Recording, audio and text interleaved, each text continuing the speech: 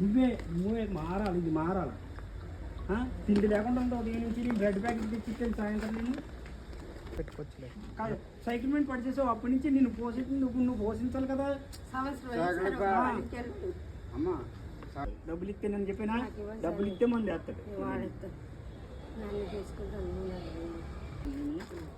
నువ్వు చూడు, నువ్వు కాదు నూనె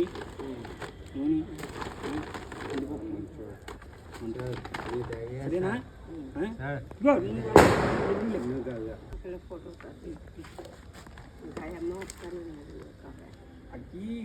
ఇల్లు తీసే రోజు ఇల్లు అలా పక్క మామూలుగా ఇల్లు వద్దు సరిపోద్దు. సైకిల్ మీద ఎత్తిలే అప్పటి నుంచే కదా అలాగయ్యింది.